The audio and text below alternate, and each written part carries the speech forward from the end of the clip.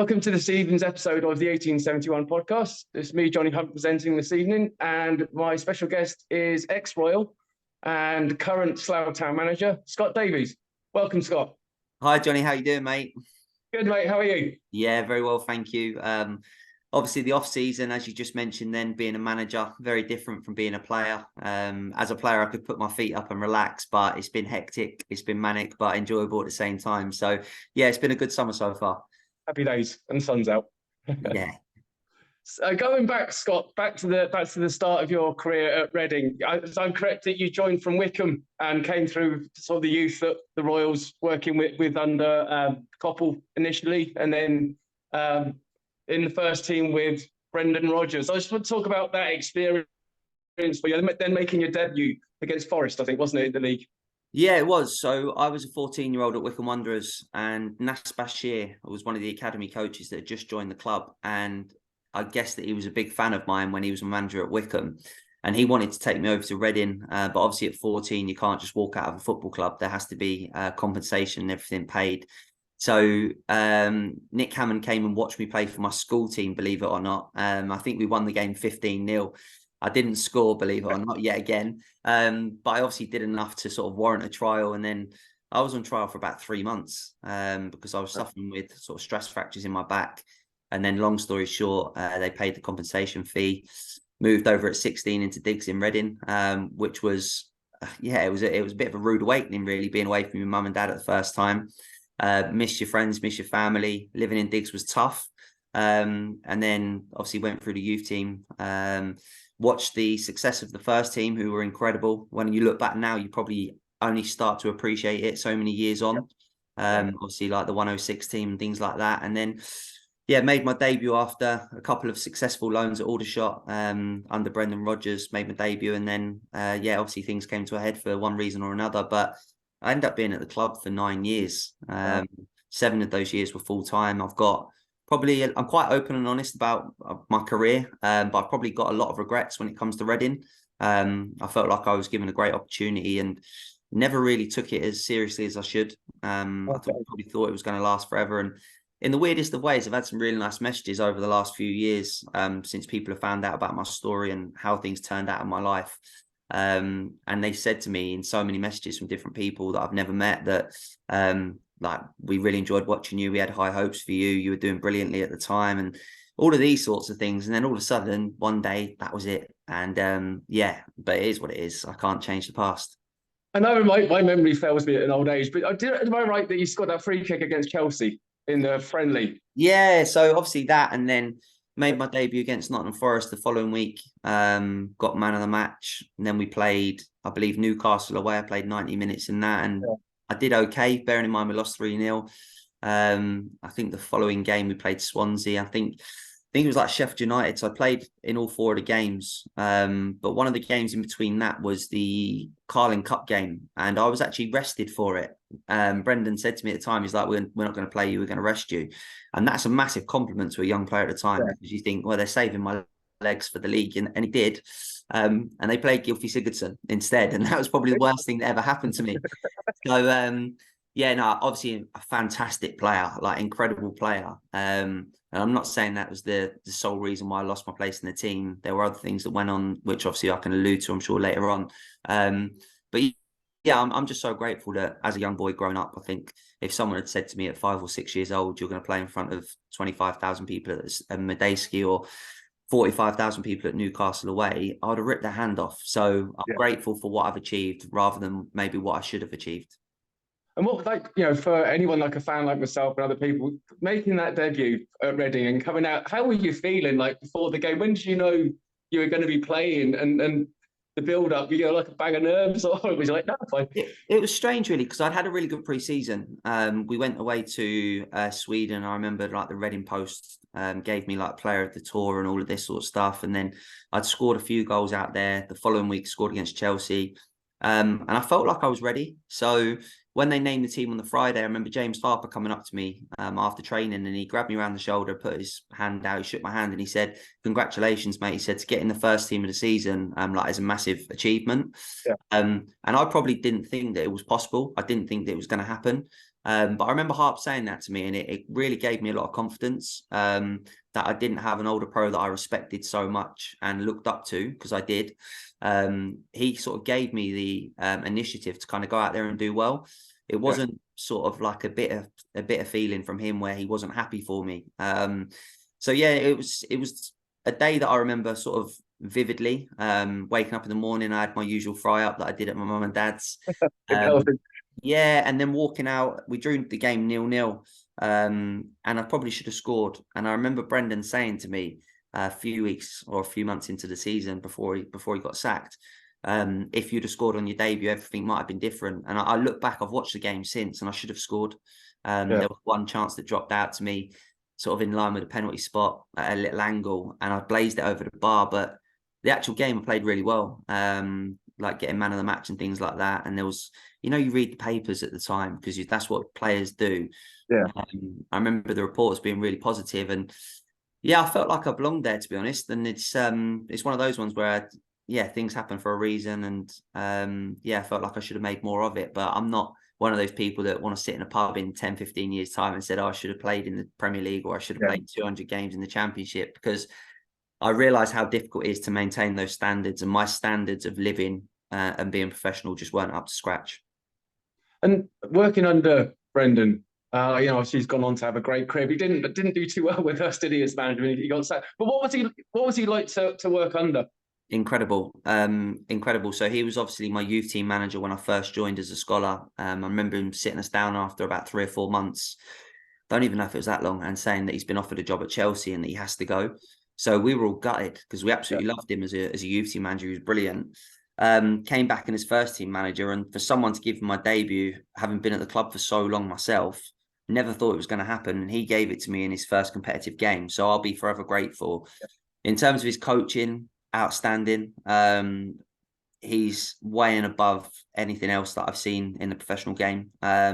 Just his methods of madness, the way that he sort of man manages, brilliant as well. But then I've heard a lot of players during their time at Reading, they've kind of hammered him and thrown him under the bus.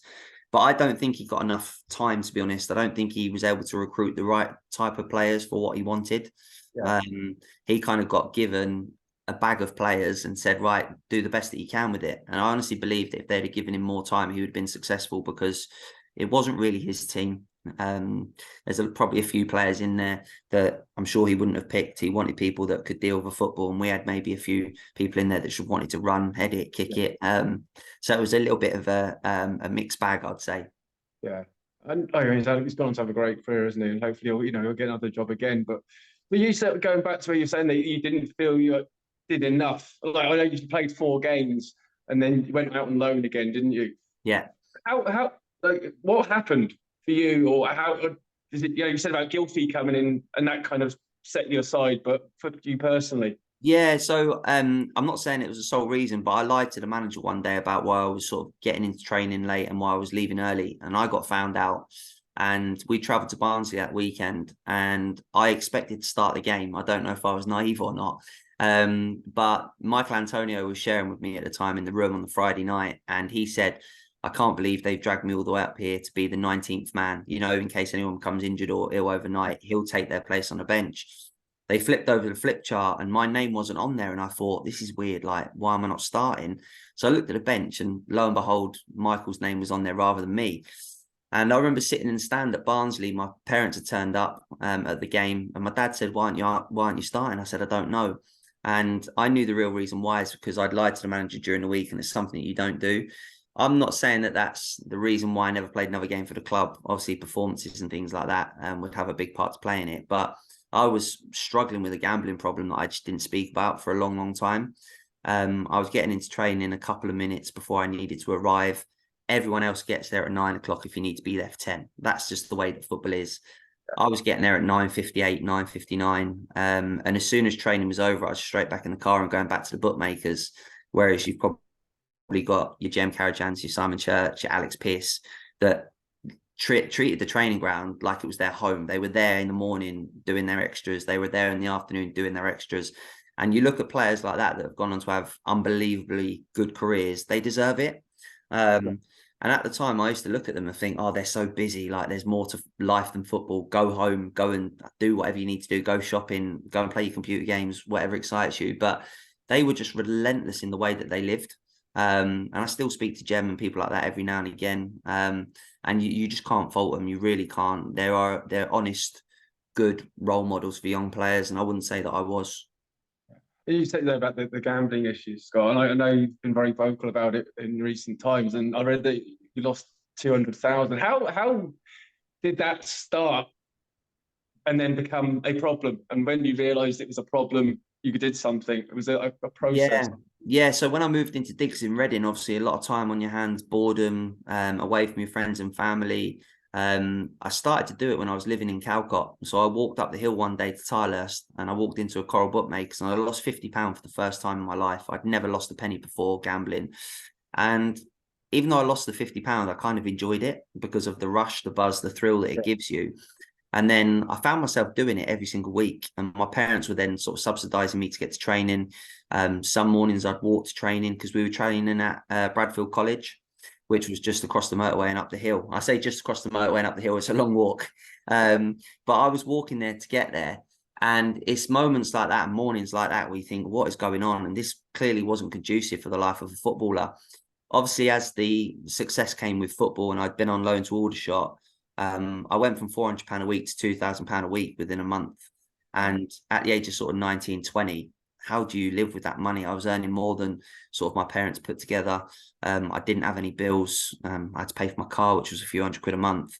And obviously that disposable income, it just all went on gambling. So the more and more money I got, the bets became bigger, became more problematic. I became more sort of secretive in the way that I was living my life, started to get myself into debt, started stealing money off my parents. I was getting my agent to send boots to the football club and I was selling them to the youth team for sort of £20, £30. And these are like £200 pairs of football boots because I knew that if I could get 20, 30 quid off a young lad, I might be able to turn that into £1,000 in the bookmakers. So it just became a life of exhaustion. That's the best way that I can describe it.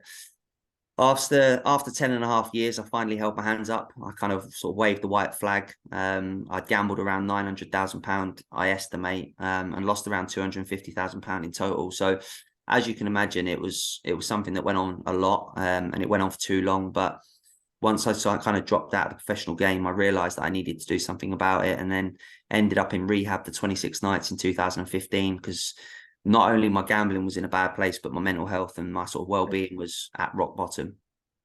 And when you were playing, did anyone know, like your teammates, managers, or did they have any, or is it just that don't go there kind of conversation? It's bravado. So like every time that someone says to you, like any winners yesterday or how's your gambling going, you just pretend and go, yeah, doing all right.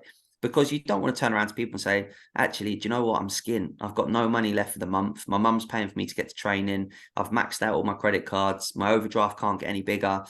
I've feigned illness or sickness to miss training because sometimes I couldn't afford to get there. I've pretended to break down on motorways on the M40. When I was at Crawley, I lied to the manager. I said I'd broken down because I knew that I didn't have enough fuel to get to training.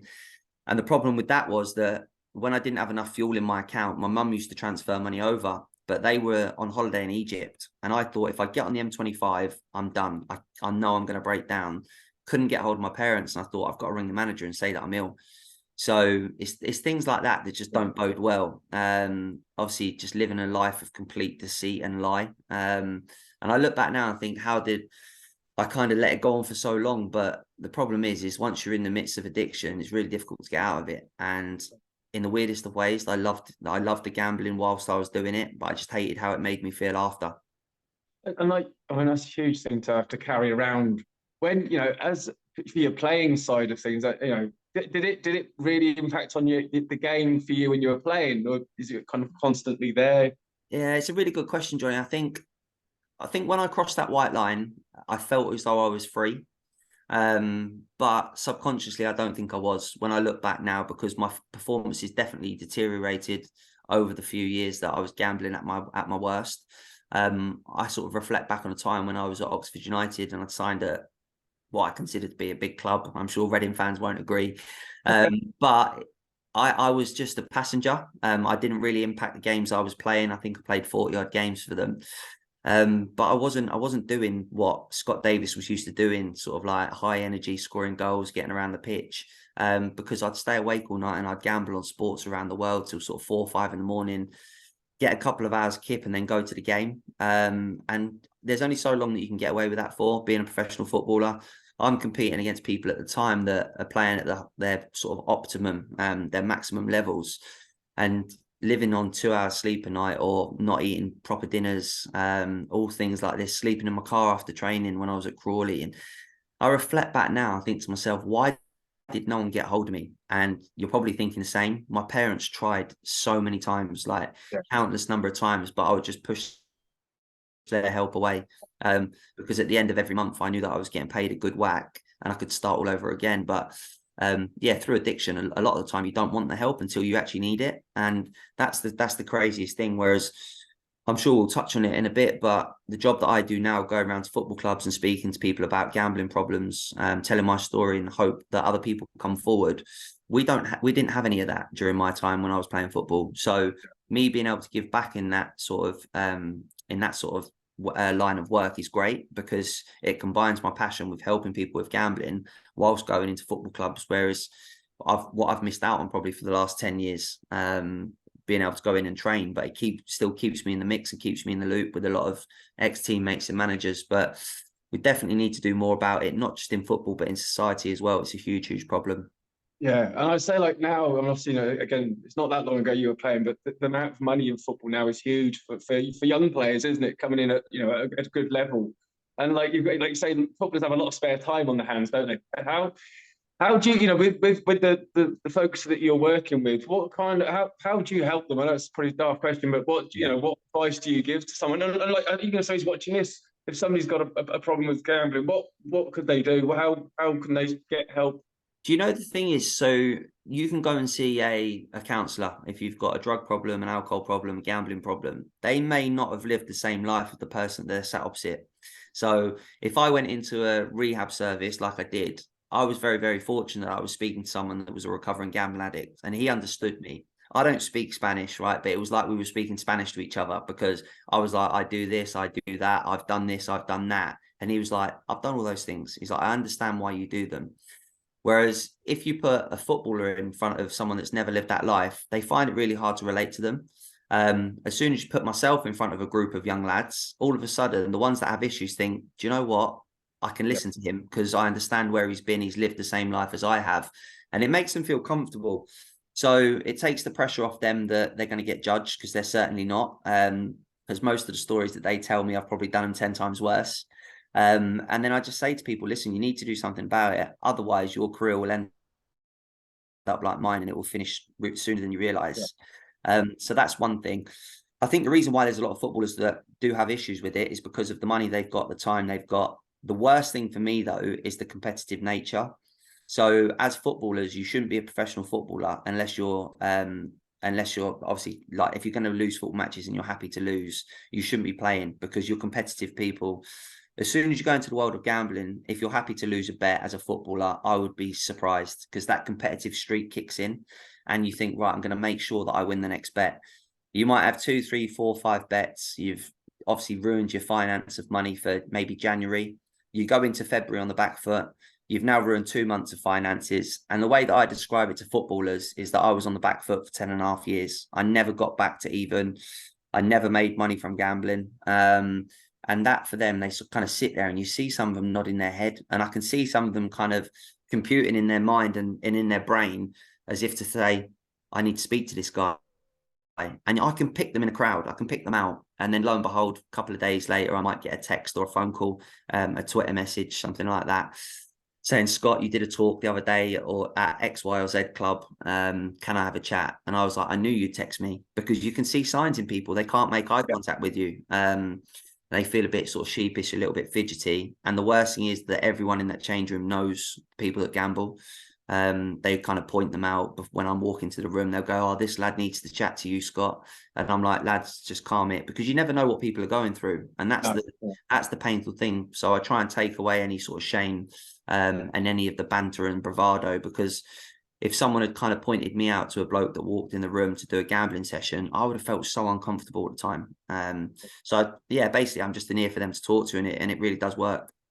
It's so important as well. I think having people that you relate to, like for footballers, I'm not a footballer. I you know, footballers have a certain way. I know from my brother's experiences in ex-army, and he says a normal councillor's never been shot at. So Yeah. for him, you know, that's the same thing. You have to have somebody to relate to, isn't it? Yeah, 100%. I'm so happy and so pleased and not bothered, I guess, to show my vulnerability. I Yeah, don't mind telling people what I did and what I got up to, because we've had 166 players come forward now and said, yeah, Scott, do you know what, I need help. And for me, that's great, because it's 166 players that would never have said it before. yeah.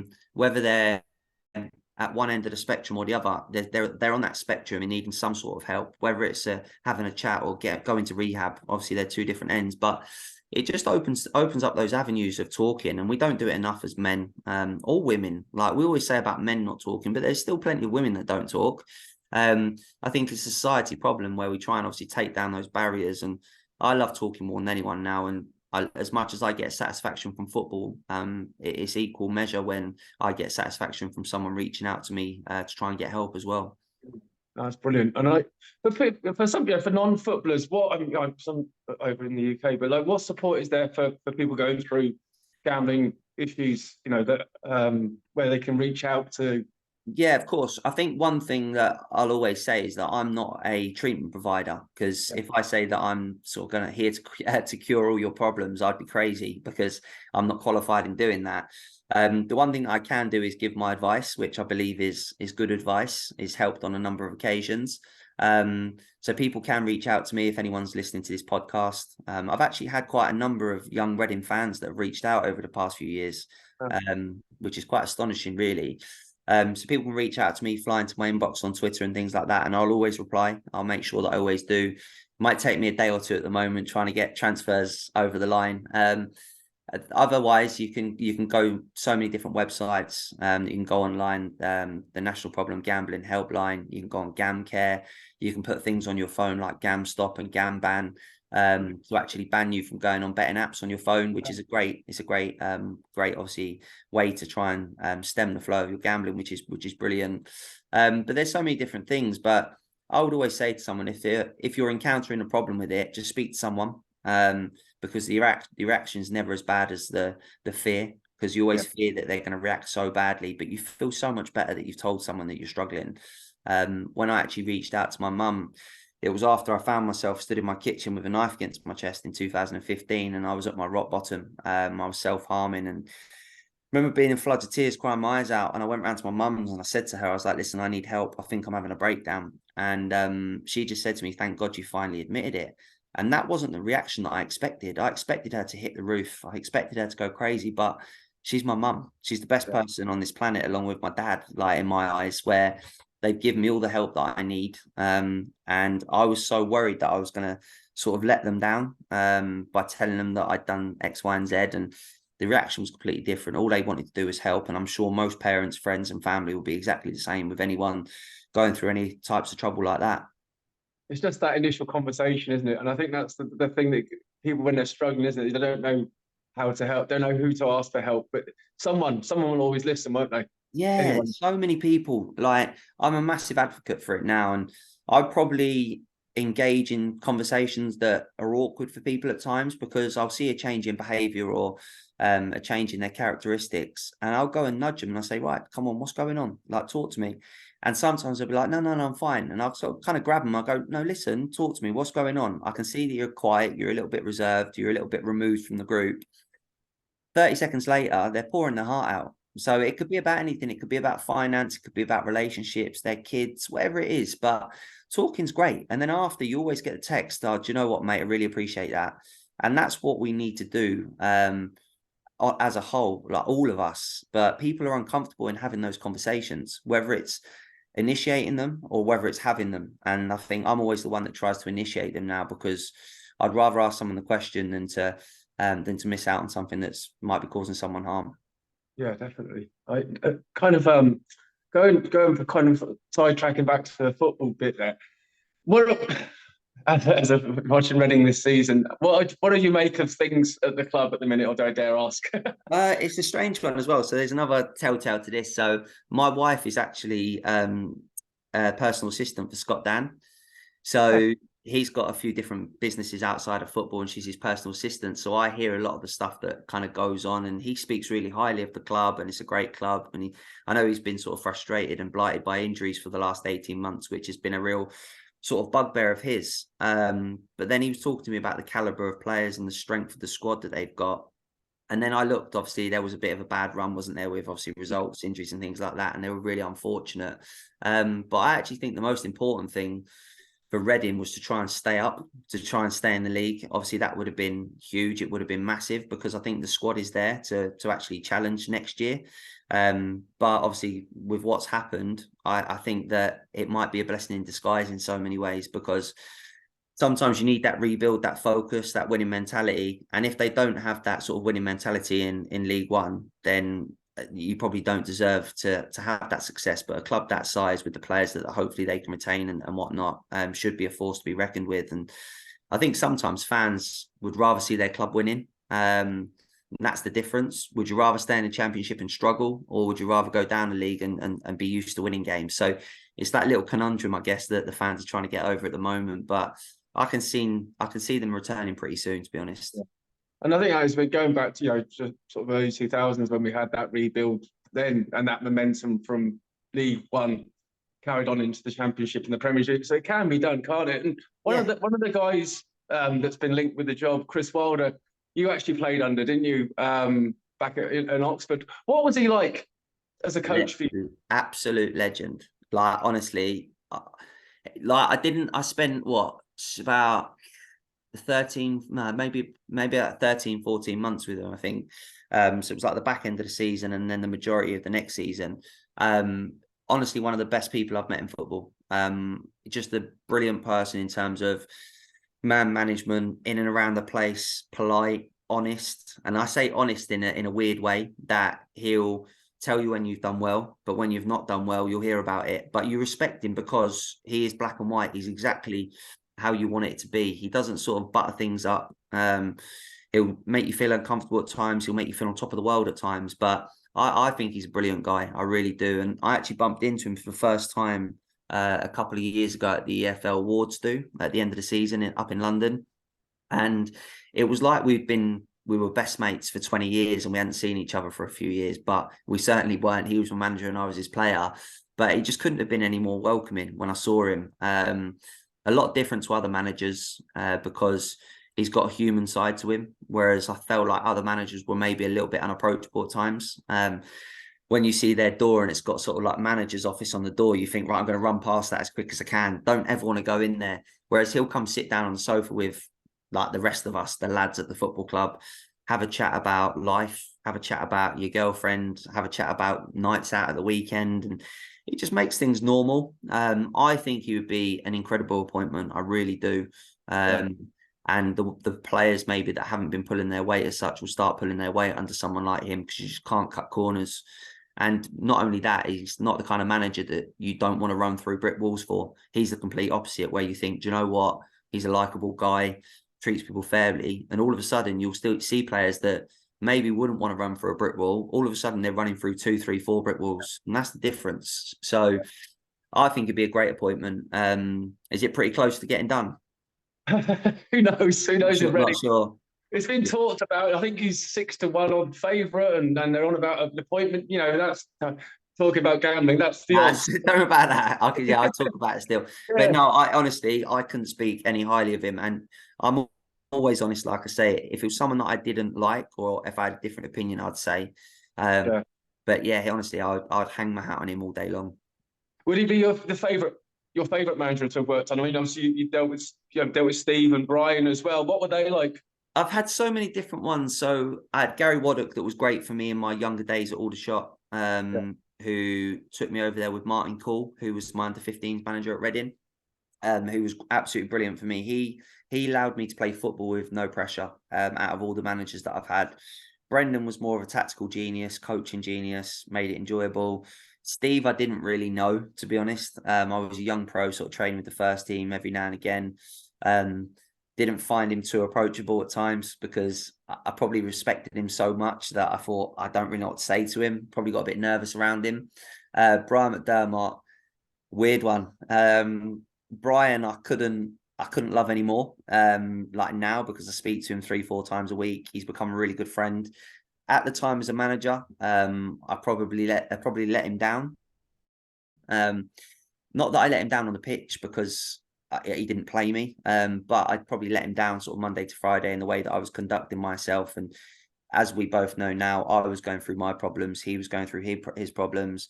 We've had so many deep conversations over the last 2 years since he's reached out to me. Because I didn't speak to him for 10 years. And over the last 2 years, our friendship's been, it's been worth his weight in gold. He's been brilliant for me, especially with obviously the recovery side of gambling. We've had some really good chats about that, but now also the management side as well, being at Slough.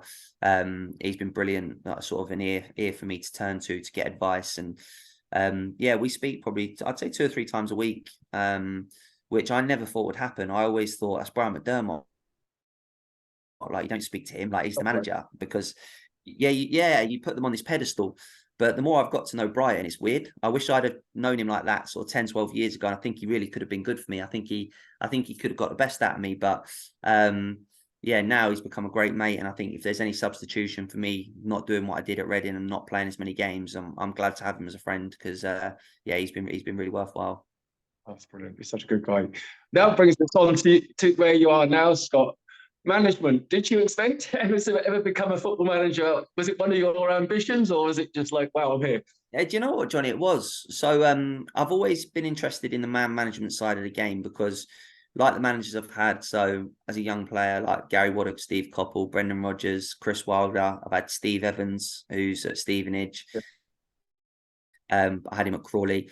I've had all different types of managers, and I look back and I've seen how they've not only managed me but managed other players in different situations and scenarios, and I'm thinking I could never do that to someone, or I couldn't speak to him like that, or actually, do you know what, he's right. And I've always been interested in the man management side of it, the coaching not so much. So when the managers at Slough decided to depart in November, the board came to me and said, we want to give you the job. And I was a little bit bemused. I was a little bit baffled. And I thought, hang on a minute, like, where's this come from? I spoke to Brian McDermott and said, Brian, what do I do? And he said, what do you mean? I said, I've just been offered the job at Slough. And he went, what are you waiting for? And I said, what do you mean? He said, just do it. And there was an expletive in the middle of that. So I was like, okay, cheers, no problem. I put the phone down, I rang Slough back, and I was like, right, I'll do it. Because I'd heard from my parents that they said I should do it. But then I wanted to speak to someone whose opinion I valued as a manager, and obviously Brian, there's no better person to speak to. So I spoke to a few of my old managers. They all said, Scott, just do it. And I've done it for 7 or 8 months now. It's been exhausting, but I've loved it. I found like it's compulsive. Being an addictive gambler at the time, I feel like I can easily get quite compulsive over things quickly. But what I've also got is a drive, a determination to try and do well, and try and make amends for, I guess, for what I missed out in my playing career, and try and now make it up in my management career. But there's a lot more that goes on than maybe what people realise as a manager. Obviously, trying to fit this podcast in today, it was hard work, wasn't it? Trying to find time, going out and meeting players every night and things like that. So, yeah, it's great. It's great. And I can obviously be a manager to these players. I'm still playing, so I can be a teammate. But I also want to be a father figure to some of the younger lads, or a role model as such, and just try and treat them maybe differently to how I got treated when I was a young player. And you kept him up last season, which is great. And what's your, for this season coming up in non-league? It's very different football to the Championship and whatever. As a manager, what's the biggest challenge for you? Oh, that's such a good question. For me, it's picking 11 players. I wish that I could field 16, 17 players every week and just say, right, you're all playing, everyone's happy, go out there and do the business. But it's the heartache when you drop a player. I think people think at times that there's no thought process or it's personal. It never is. The hardest thing is dragging someone to the side and say, I know you've played the last 4 games, you've scored a couple of goals, but for tomorrow, we're going to drag you out of the team. And it's their reaction. It breaks me, because I'd like to think that I've got an emotional side. And I don't like to obviously disappoint people. The one thing that I'll do, though, is I'll always be honest. And I think that's where the lads kind of respect me in that situation, because sometimes you don't always get honesty from managers. They'll tell you what you want to hear, rather than what you need to be told. So that's the hardest part for me. And I think the other difficult part is probably the player management role. So when I'm obviously playing at the same time and trying to manage, there's like 1,000 things going through my head. And the only time that that's quite comfortable in doing that is when we're winning a game. Everything's fine when you're winning. Like, you think, oh, this is easy. When you're losing a game, you feel like you've got 1,000 people that are staring at the side of your head thinking, what are you going to do to change it? So that's the hardest part. But if my recruitment's good this summer, then I'll see if I'm going to play as much or not next year. I'm not sure yet. Do you think you'll have to step back eventually? Do you have to drop yourself? Do you know what, Johnny? It's Brian's Brian's fault again. So he said to me, he said, it's quite simple, Scott. He said, if you improve the team, you play. He said, you pick yourself. He said, if you don't improve the team, you don't play. And I was thinking, such good advice. It's so basic, but it's such good advice. And I still feel like I've got a lot to offer. I'm 35 now, but touch wood, I've only missed 2 games in 9 seasons for injury. So I've been very, very lucky with injury. So my body, I probably feel 27, 28. I played 40, I think I started 44 games last year. So I'm ready to go again. But if it means that I've brought someone in that I think is better than me and it allows me to manage, I'm happy to do that, because it's not the Scott Davies show. It never will be. It never has been. So yeah, it's just trying to find that balance of getting results and finding out whether I play or whether I don't. It's that little conundrum. And it, like, as a, again, as a fan, you being a manager, is it a glamorous job doing what you do? Is it a lot of hard work? You see the guys sitting there, the top managers doing what you're out looking for players. What's the kind of a normal working day for you in the season? I'd say, like, in terms of it being glamorous, I don't know about that. I think the one thing that we've got at Slough is a fan base that allow me to just give it a go. And that might sound quite strange, but they're not on my back. They're not abusive. They're always so supportive. And that's great for me as a young manager, because I will make mistakes, and I have made mistakes. But then we've also had some great days and some great results where people give you a pat on the back. But I'll always be the first to say, it's never about me. I can pick 11 players to go out there, and half the time the fans might pick the same 11, but it's how I set them up, maybe how I talk to them. But then it's down to them to do the job, but I'll get the plaudits for it, which is pretty strange at times when I think about it. So I've always said I'll only ever be as good as my players allow me to be, because they're the ones really that allow me to keep my job or not. In terms of a normal working week, is that I've obviously got my Monday to Friday job, traveling around the country telling my story. Tuesday night we obviously have training 7 o'clock for an hour and a half. Same on a Thursday night, match day on a Saturday. But sometimes I'll skip training, go and watch matches on Tuesdays and Thursdays, out again Thursday night. Wife hates me. So yeah, she's been brilliant as well. So she knows that I wanted to give management a go, but I'm probably 2 or 3 levels higher than what I expected, and probably 2 or 3 years sooner than what I thought I'd go into management. So we're step 2 of non-league. I thought I might go in at maybe step 4 or step 5 at the age of 38, 39. But once opportunity arises, I couldn't turn it down. It's such a fantastic club. I know that I know it's down the road and there might be a small rivalry, if anything, but for me, it's the perfect fit. I've got really supportive fans, the board, the owners, and the players as well, which is important. So yeah, no, it's a really good fit. I'm loving it. And I can't wait for the season to get going already. I'm bored. So, like, were you last question? When you came in at that level as a manager, were you surprised? Was it easier than you thought? I don't say that's the best way, but you're thinking you're going to come in at a lower level, but you come at this, you go, oh. The only good thing is that you're working with better players than what I assumed that I would be if I went in at a lower level, and that can sometimes be difficult because your thinking might not be aligned. You might be asking lesser players to try and do things that they are not capable of. But we've got some really good players in our team that are quite receptive. They take information on board. Whereas I can imagine a few levels lower, it could be frustrating. I certainly don't think it's easy. Even though we had a really good end to the season, or a second half of the season, there was a massive improvement. I'd be stupid to think that it was easy. And I think going into next season is probably the strongest the Conference South has been for years and years, maybe ever. You've obviously got people like Torquay and Yeovil coming down. And that's scary in itself, like the size of those clubs. Then you've got other clubs in our league like Maidstone and Dartford that have got incredible resource that they can go out and spend money like we don't have. But what we have got is a culture and environment that we've created that's a special place to be. And I've had it a few times in my career where I've been in change rooms that have been enjoyable to walk into. And we've certainly got one at Slough, and I think that can get you 15, 20 points a season. I think the Reading team of 2004? 2005, yeah, 2005, 6. Yeah. So that team, I honestly feel as though they probably got 15, 20 points that season because of the environment as well. Even though they were a great side, I saw how tight-knit they were and how close a group of friends they were, with the exception of maybe one or two. But yeah, that bodes so well when you go onto the pitch like a band of brothers. And I know the old cliches, you go to war for each other, but it's so true. You can get so much more out of a good culture and a good environment, and that's what we try and build ourselves on at Slough.